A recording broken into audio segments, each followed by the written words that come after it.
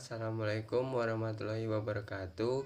Perkenalkan, nama saya Wahyu Fernando, NIM 1910203012. Di sini saya selaku moderator akan memimpin jalannya presentasi pada hari ini. Sebelum kita mulai pembahasannya, kita akan perkenalkan nama-nama kelompok pertama, yaitu Emma Taradika, Silvi Oktariani Azhara, Falahani Al-Sakina, Nur Azizah, dan Yance Apriske. Baik, sebelum kita melakukan pembahasan materi, alangkah baiknya kita membacakan lafaz basmalah bersama-sama. Bismillahirrohmanirrohim. Selanjutnya, pembahasan akan dibacakan oleh teman-teman. Kepada teman-teman, alangkah baiknya disimak dan dipahami sendiri. Terima kasih. Wassalamualaikum warahmatullahi wabarakatuh. Assalamualaikum warahmatullahi wabarakatuh. Saya Falahani Al-Sakinah, NIM 1920203027. Saya perwakilan dari kelompok 1. Di sini saya akan menjelaskan tentang pengertian manajemen mutu. Seperti yang sudah kita pelajari sebelumnya, manajemen sendiri memiliki pengertian yaitu kegiatan mengelola suatu organisasi untuk mencapai tujuan yang telah ditetapkan dengan memperhatikan prinsip-prinsip tertentu. Biasanya, prinsip-prinsip tersebut akan mewujudkan suatu metode yang digunakan untuk mencapai tujuan-tujuan tertentu tersebut. Lalu, pengertian mutu sendiri dalam Kamus Bahasa Indonesia dikatakan ukuran baik buruk suatu benda, kadar, taraf, atau derajat. Lalu pengertian mutu bisa dilihat juga dari sisi pendidikan. Biasanya memiliki arti sebagai kemampuan pendidikan tinggi dalam pengelolaan secara operasional dan efisien terhadap komponen-komponen yang berkaitan dengan pendidikan tinggi, sehingga menghasilkan nilai tambah terhadap komponen tersebut menurut norma atau standar yang berlaku, dan juga bisa dikatakan sebagai derajat keunggulan dalam pengelolaan pendidikan secara efektif dan efisien untuk melahirkan keunggulan akademis pada mahasiswa atau peserta didik yang dinyatakan lulus dari suatu jenjang pendidikan untuk menyelesaikan program pelajaran tertentu. Baiklah, itu saja. Terima kasih. Assalamualaikum warahmatullahi wabarakatuh. Perkenalkan, nama saya Emma Taradika, NIM 1910203014. Di sini saya akan melanjutkan penjelasan dari teman saya tadi. Di sini saya akan menjelaskan mengenai pengertian manajemen mutu. Nah, manajemen mutu itu merupakan sekumpulan prosedur terdokumentasi dan praktek-praktek standar untuk manajemen sistem yang bertujuan menjamin kesesuaian dari suatu proses dan produk terhadap kebutuhan atau persyaratan tertentu. Nah, persyaratan atau kebutuhan itu ditentukan atau dispesifikasikan oleh pelanggan dan organisasi.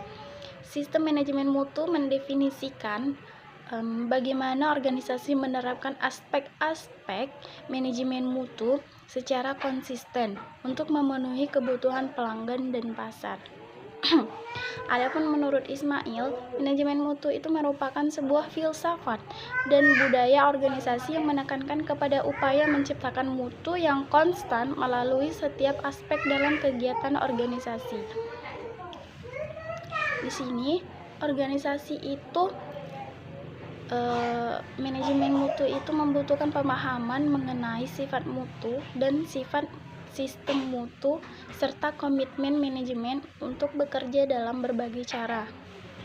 Manajemen mutu itu sangat memerlukan figur pemimpin yang dapat memotivasi agar seluruh anggota dalam organisasi dapat memberikan kontribusi semaksimal mungkin kepada organisasi. Hal tersebut dapat dibangkitkan melalui pemahaman dan penjiwaan secara sadar bahwa mutu suatu produk atau jasa tidak hanya menjadi tanggung jawab pemimpin, tetapi juga menjadi tanggung jawab seluruh anggota dalam organisasi. Mungkin itu saja yang dapat saya sampaikan. Sekian, terima kasih. Wassalamualaikum warahmatullahi wabarakatuh. Assalamualaikum warahmatullahi wabarakatuh. Perkenalkan, nama saya Nur Aziza, NIM 1920203022. Di sini saya akan melanjutkan atau menjelaskan materi selanjutnya tentang tujuan mempelajari manajemen mutu. Tujuan utama manajemen mutu adalah untuk mencegah dan mengurangi resiko terjadinya kesalahan dalam proses produksi dengan cara mengusahakan agar setiap langkah yang dilaksanakan selama proses produksi dapat berjalan sebaik-baiknya sesuai standar.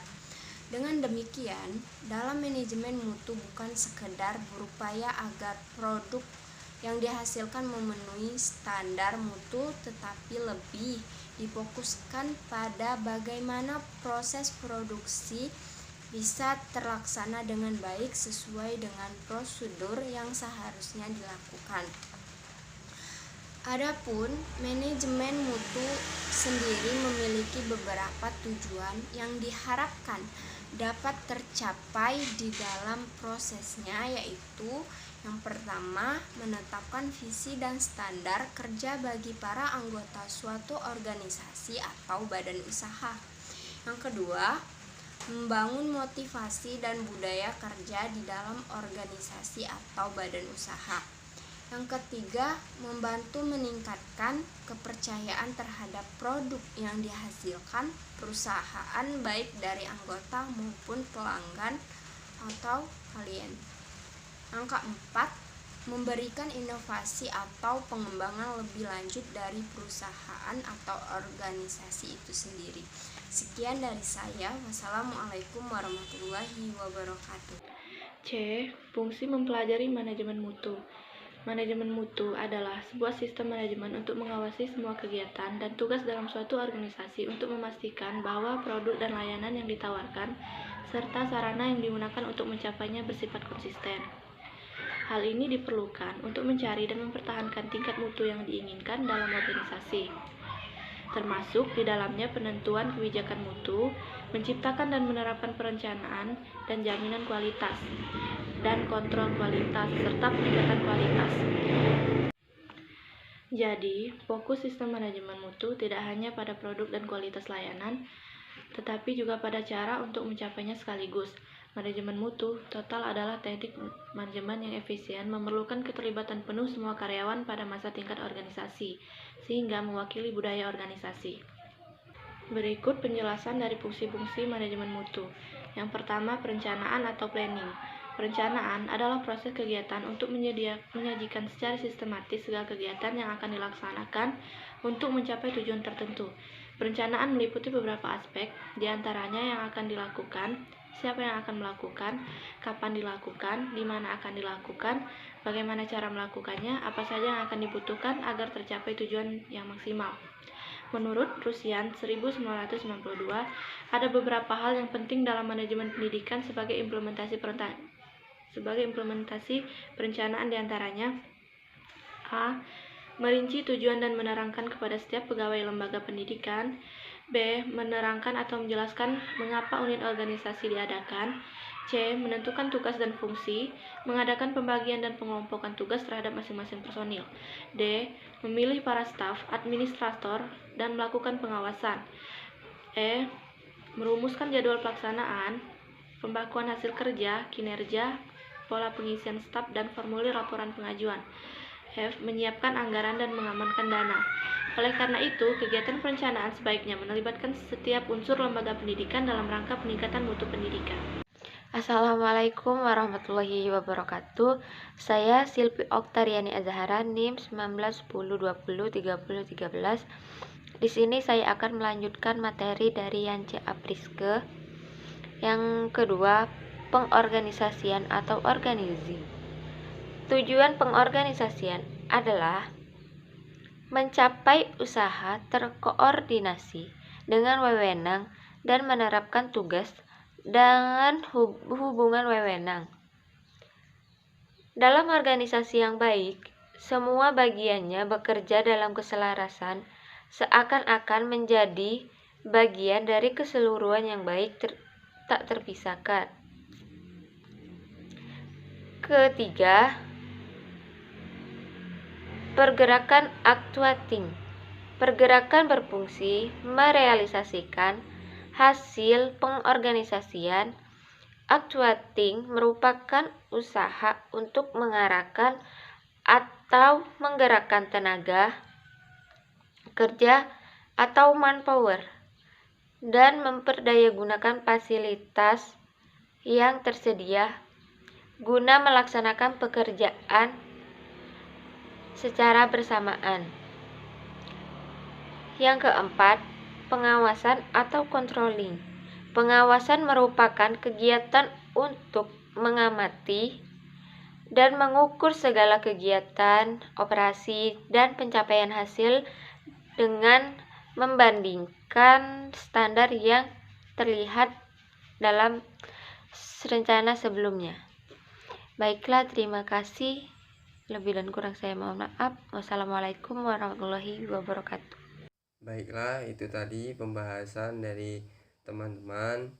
Semoga apa yang disampaikan oleh teman-teman bisa menjadi ilmu yang bermanfaat. Ya, cukup sampai di sini pembahasan dari kelompok 1. Semoga bisa dipahami oleh teman-teman semua. Kita akhiri pertemuan kita hari ini dengan membaca lafaz hamdalah bersama-sama. Alhamdulillahirabbil alamin. Saya selaku moderator, jika ada salah dan kata saya mohon maaf sebesar-besarnya, pada Allah saya mohon ampun.